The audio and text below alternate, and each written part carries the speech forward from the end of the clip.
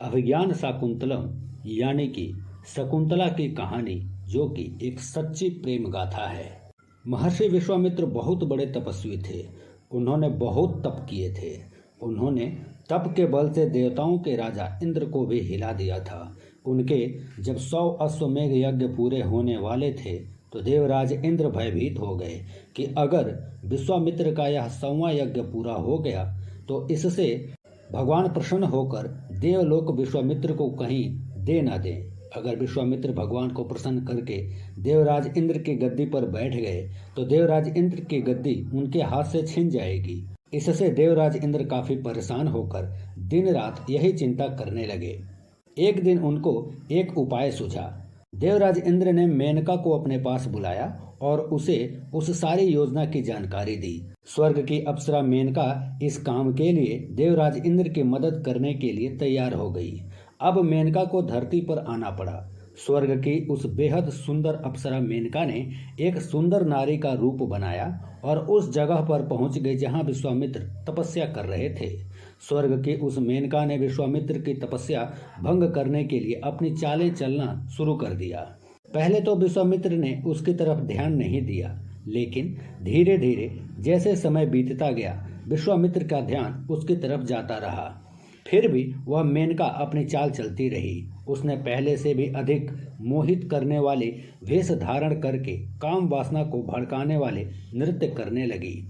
उसके साथ गंधर्वों ने काम वासना को जागृत करने के लिए मधुर ध्वनि में गीतों की तान छेड़ दी। इस तरह काफी समय बीतने के बाद विश्वामित्र का ध्यान अपनी तपस्या से भटकने लगा। उन्होंने अपने नेत्र खोल दिए। नेत्र खुलने पर उन्होंने मेनका को नृत्य करते देखा और अग्नि की ज्वाला उनके नेत्रों से बरसने लगी, मगर मेनका और गंधर्व शांत हो गए। अब विश्वामित्र पुनः अपनी तपस्या में जुट गए। यह देखकर कि कहीं मेनका और गंधर्वों ने हार मानकर वापस न लौट आए, इसलिए देवराज इंद्र वहां प्रकट हो गए। अब देवराज इंद्र ने मेनका का हौसला बढ़ाया। इसके बाद मेनका और गंधर्वों ने फिर से काम राग गाना शुरू कर दिया और मेनका कामाग्नि को बढ़ाने वाली भावभंगिनी पूर्ण नृत्य करने लगी। धीरे धीरे अब मेनका जीतने लगी और विश्वामित्र हार गए। मेनका के सौंदर्य और उसकी कामुकतापूर्ण नृत्य शैली के आगे। अब विश्वामित्र ने नजर भरकर स्वर्ग की उस अप्सरा मेनका को जी भर कर देखा। मेनका को देखते ही अब विश्वामित्र के मन में मेनका के प्रति आकर्षित हो गए। अब उनके मन में काम वासना ने घर बना लिया और उन्होंने अपनी तपस्या को छोड़कर घर बसाने की सोचने लगे। इसलिए विश्वामित्र ने मेनका के आगे शादी का प्रस्ताव रखा। मेनका शादी के लिए तैयार हो गई। विश्वामित्र और मेनका विवाह बंधन में बंध गए। कुछ समय बाद मेनका गर्भवती हो गई और एक सुंदर सी कन्या को जन्म दिया। वह कन्या मेनका के समान ही रूपवती थी। कन्या के जन्म लेने के बाद मेनका विश्वामित्र को छोड़कर वापस स्वर्ग चली गई, क्योंकि उसका कार्य पूर्ण हो चुका था। इंद्र ने उसे विश्वामित्र की तपस्या भंग करने के लिए भेजा था, सो अब तो विश्वामित्र की तपस्या भंग हो गई थी। वे अब गृहस्थी बन गए थे। अब मेनका वापस स्वर्ग लौट गई तो विश्वामित्र को पता चला कि वे चले गए। इंद्र ने उनकी तपस्या भंग करवा दी है। अब पछतावे के अलावा कुछ भी हाथ लगने वाला नहीं था। इसलिए विश्वामित्र भी उस नन्ही सी जान, उस बच्ची को जंगल में बेसहारा अकेले ही छोड़कर पुनः तपस्या करने लगे। अपना प्रायश्चित करने पर्वतों पर चले गए। उस नन्ही सी कली को वह कन्या जंगल में जंगली पशुओं के बीच बेसहारा पड़ी थी। जब उस कन्या को भूख लगी तो वह रोने लगी। उधर कण्व ऋषि नदी में स्नान करने आए हुए थे। वे जब स्नान करके वापस अपने आश्रम को लौट रहे थे तो उनके कान में उस कन्या की आवाज सुनाई पड़ी। तब वे उस जगह गए जहां वो कन्या रो रही थी। उन्होंने वहां जाकर देखा कि एक छोटी सी कन्या जंगल में पड़ी रो रही है। उसके आसपास कोई भी दिखाई नहीं दे रहा। जंगली जानवर उसके पास बैठे उसे देख रहे हैं। यह सब देखकर कण्व ऋषि को उस कन्या पर दया आ गई और उसे अपने साथ अपने आश्रम ले गए। आश्रम में रहने वाली गुरु पत्नियों ने उस कन्या की देखभाल करनी शुरू कर दी। कण्व ऋषि ने उस कन्या का नामकरण संस्कार किया। उसका नाम शकुंतला रखा। जब शकुंतला कुछ बड़ी हुई तो कण्व ऋषि के आश्रम की अन्य कन्याओं के संग वह भी विद्या अध्ययन करने लगी। देखते ही देखते शकुंतला बड़ी हो गई। जब शकुंतला बड़ी हुई तो वह पहले से भी अधिक सुंदर हो गई। उसकी सुंदरता में दिन प्रतिदिन निखार आने लगा। शकुंतला बिल्कुल स्वर्ग की अप्सरा की तरह रूपवती नजर आती थी। कण्व ऋषि को शकुंतला के विवाह के लिए चिंता होने लगी। वे सोचने लगे कि अब शकुंतला बिटिया सयानी हो गई है, इसके विवाह की उम्र हो गई है, इसके लिए अब योग्य वर की तलाश शुरू कर देनी चाहिए। बस इसी चिंता में कण्व ऋषि रहने लगे। एक बार कण्व ऋषि को किसी कार्यवश आश्रम से कुछ दिनों के लिए बाहर जाना पड़ा। इधर शकुंतला को कण्व ऋषि आश्रम की महिलाओं को शकुंतला की जिम्मेदारी संभाल कर खुद चले गए। शकुंतला अपने धर्म के पिता कण्व के आने का इंतजार करती रही। अपनी सखियों के संग वह आश्रम में डोलती रही, सखियों के संग खेलती हंसती ठिठोली करती रहती थी। इस तरह उसके दिन कट रहे थे। उस राज्य पर महाराजा दुष्यंत का शासन था। वे योग्य शासक थे। राजा दुष्यंत शिकार करने के बहुत शौकीन थे। एक दिन राजा दुष्यंत अपने महल से जंगल में शिकार खेलने के लिए निकले थे। शिकार करते करते वह जंगल में बहुत दूर चले गए। शिकार से लौटते समय बहुत देर हो गई और संध्या आरती का समय होने लगा था। शाम ढल चुकी थी, अंधेरा भी छाने वाला था। उन्हें भूख और प्यास ने बेहाल कर दिया था। इसके लिए उन्होंने अपने सैनिकों से कहा कि कहीं आसपास भोजन की तलाश करो, कहीं कोई कुटिया आश्रम हो तो हम भोजन करके आराम कर सकें। सैनिकों ने आसपास तलाश करना शुरू कर दिया तो उन्हें कण्व ऋषि का आश्रम नजर आया। उन सैनिकों ने राजा दुष्यंत को कण्व ऋषि के आश्रम के बारे में बताया। राजा दुष्यंत कण्व ऋषि के आश्रम में चले गए। वहां उनकी बहुत सेवा हुई, उनको भोजन करवाया गया। भोजन करने के बाद राजा दुष्यंत ने आराम किया। अगले दिन राजा दुष्यंत आश्रम में स्नान आदि दैनिक चर्या से निवृत्त होकर आश्रम में भ्रमण करने निकले। सोचा कि अब आश्रम आ ही गए हैं तो कण्व ऋषि के दर्शन करके ही वापस लौटेंगे। जब राजा दुष्यंत आश्रम में भ्रमण कर रहे थे तभी उनकी नज़र शकुंतला और उनकी सखियों पर पड़ी, जो फूल तोड़ने के लिए वाटिका में आई हुई थी। फूल तोड़ते वक्त शकुंतला के ऊपर एक भंवरा मंडराने लगा। अब शकुंतला ने उस भंवरे को उड़ाने की कोशिश की, मगर वह भंवरा शकुंतला का पीछा ही नहीं छोड़ रहा था। शकुंतला भंवरे के डर से इधर उधर भागने लगी। यह सब देखकर शकुंतला की सखियां भी उस भंवरे को उड़ाने की कोशिश करने लगी, मगर वो भंवरा नहीं उड़ा जो शकुंतला पर मंडरा रहा था। और राजा दुष्यंत उस भंवरे को शकुंतला के पास से हटाने के लिए आए। उन्होंने भंवरे को उड़ा दिया, तब जाकर शकुंतला की जान बच पाई। इधर राजा दुष्यंत ने भंवरे को तो भगा दिया, मगर अपना दिल शकुंतला पर हार गए। वे शकुंतला के रूप पर मोहित हो गए। हर जगह राजा दुष्यंत को शकुंतला ही नजर आने लगी। उन्होंने शकुंतला को अपने दिल का हाल बताया। शकुंतला भी राजा दुष्यंत को चाहने लगी थी, इसलिए शकुंतला ने राजा दुष्यंत के विवाह के प्रस्ताव को तुरंत स्वीकार कर लिया। उन्होंने कण्व ऋषि का बहुत इंतजार किया, पर कण्व ऋषि समय पर आश्रम में लौटकर नहीं आए। राजा दुष्यंत को भी अपने राज्य की चिंता सताने लगी थी। उनको अपने राज कार्य को भी तो संभालना था और अधिक दिन वहां नहीं रुक सकते थे।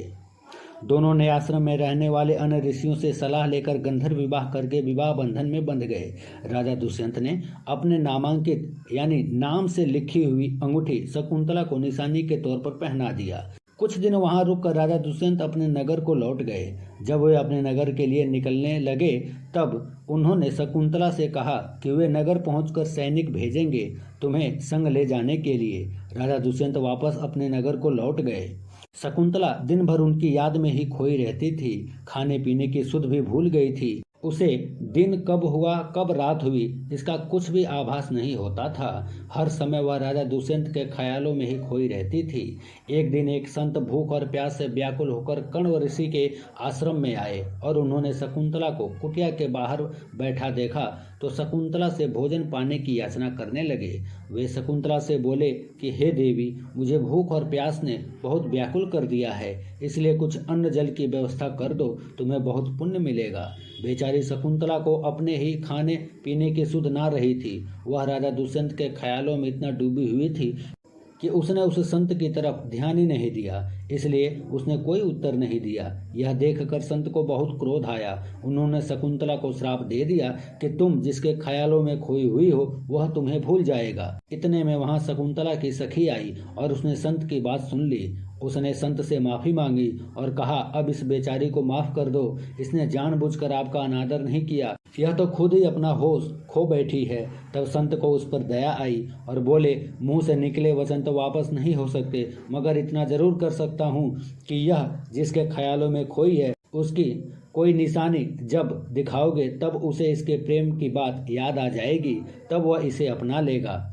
कुछ दिन बीते कि कण्व ऋषि आश्रम में लौट आए। जब वे आश्रम में लौट कर आए तो शकुंतला गर्भवती थी। यह देखकर कण्व ऋषि को शकुंतला पर क्रोध आया, पर उन्हें राजा दुष्यंत के संग उसके प्रेम विवाह की जानकारी हुई तब वह खुश हो गए।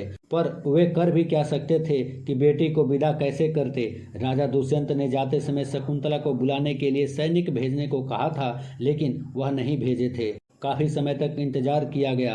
जब राजा के दूत शकुंतला को लेने नहीं आए तब कण्व ऋषि ने अपनी बेटी के हाल को देखते हुए खुद उसे नगर ले जाने का निर्णय लिया। आश्रम के अन्य गुरुओं और गुरु माताओं को संग लेकर कण्व ऋषि शकुंतला को छोड़ने नाव में बैठकर चल पड़े। उस दिन नदी में पानी बहुत भरा हुआ था। नाव पानी में चल रही थी कि शकुंतला नदी के पानी को हाथ से हिलाने लगी। उसको पता ही नहीं चला कि कब उसके हाथ से राजा दुष्यंत की निशानी स्वरूप वह अंगूठी उसके हाथ से फिसलकर नदी में डूब गई।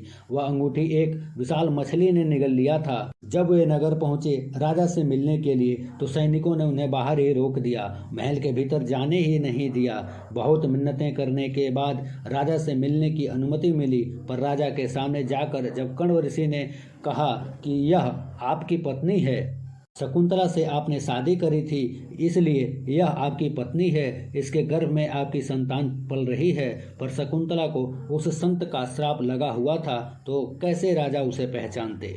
राजा दुष्यंत ने कहा कि मैं किसी शकुंतला को नहीं जानता, मेरी कोई किसी से शादी नहीं हुई, तुम व्यर्थ में राज्य हड़पने के लिए विवाह का बहाना बना रहे हो। राजा के पहचानने से इनकार करने पर कण्व ऋषि अपने साथियों के संग शकुंतला को वापस लेकर लौट गए। कण्व ऋषि के आश्रम में शकुंतला ने एक बालक को जन्म दिया। उस बालक का नाम भरत रखा गया। भरत बहुत होनहार और बहादुर था। बहादुर होता कैसे ना, उसके शरीर में क्षत्रिय लहू जो दौड़ रहा था। बचपन से ही भरत निडर था। वह शेर के बच्चों के संग खेला करता था, शेर के मुंह में हाथ डाल दिया करता था। शेर उसे कुछ नहीं कहते थे और वह शेरों से डरता भी नहीं था। इस तरह भरत कण्व ऋषि के आश्रम में पल रहा था। कण्व ऋषि उसे शिक्षा देते थे, इसलिए वह बहुत होनहार बन गया था। जब भरत 5 साल का हुआ तो एक दिन एक मछुआरे को एक बहुत बड़ी मछली हाथ लगी। वह उस मछली के पेट को काट रहा था, तब उसे उस मछली के पेट में से एक सोने की अंगूठी दिखी। उस अंगूठी को जब मछली के पेट से निकाला तो उसने देखा उस अंगूठी पर कुछ लिखा हुआ था। वह उस अंगूठी को सुनार के पास ले गया। सुनार ने उस अंगूठी पर राजा दुष्यंत का नाम पढ़ा तो सुनार और मछुआरा दोनों भय से कांपने लगे। राजा को इस अंगूठी का पता चल गया और वे हमें चोर समझकर कहीं कैद न कर दें। यह सोचकर दोनों तुरंत राजा के दरबार में गए और राजा दुष्यंत को वह अंगूठी दिखाकर सब बात सच सच बता दी। जैसे ही राजा दुष्यंत ने उस अंगूठी को हाथ में लिया और पहचाना, तभी उनको शकुंतला की याद आ गई और शकुंतला की याद आते ही आंखों से आंसू बहने लगे। उन्हें शकुंतला की याद सताने लगी और अपने सैनिकों सहित खुद शकुंतला को लेने डोली लेकर कण्व ऋषि के आश्रम में चले गए। जब वे आश्रम में पहुंचे तो उनकी सबसे पहले भरत से मुलाकात हुई। उन्होंने देखा एक नन्हा सा बालक शेर के मुंह में हाथ डालकर उसके दांत गिन रहा है। उसे देख राजा दुष्यंत अपने सैनिकों से बोले, यह बालक कितना होनहार है, एक दिन यह जरूर अपने माता पिता का नाम रोशन करेगा। जब वह कण्व ऋषि और शकुंतला से मिले तब उन्हें पता चला कि यह नन्हा बालक उनका ही बेटा है। राजा दुष्यंत ने कण्व ऋषि से आज्ञा मांगी अपनी पत्नी शकुंतला और अपने बेटे भरत को संग ले जाने के लिए। कण्व ऋषि ने खुशी खुशी शकुंतला को भरत सहित राजा दुष्यंत के संग विदा कर दिया। इस तरह शकुंतला और राजा दुष्यंत दोनों प्रेममय जीवन जीने लगे। भरत बड़ा हुआ तो राजा दुष्यंत ने भरत को राजगद्दी पर बैठा दिया। भरत के ही नाम से हमारे देश का नाम भारत पड़ा। भरत बहुत प्रतापी शासक था। अभिज्ञान शकुंतलम की रचना कालिदास जी ने की थी। उन्होंने इसके अलावा कई अन्य कहानियां काव्य लिखे जो कि बहुत ही प्रसिद्ध हुए। उनकी महान कहानियों में से एक अभिज्ञान शाकुंतलम, मेघदूत, रघुवंशम, ऋतुसंहार है। कालिदास बचपन में बिल्कुल मूर्ख थे। उनको कुछ भी ज्ञान नहीं था। उनकी सौतेली माँ थी जो उन्हें बहुत मारती पीटती थी और बहुत काम करवाया करती थी। इसलिए उन्हें कुछ भी समझाने वाला कोई नहीं था। पर जब उन्हें एक महिला का आश्रय मिला तो उनकी मूर्खतापूर्ण जीवन एक महान साहित्यकार के रूप में बदल गया। कालिदास संस्कृत भाषा के महान कवि हुए थे।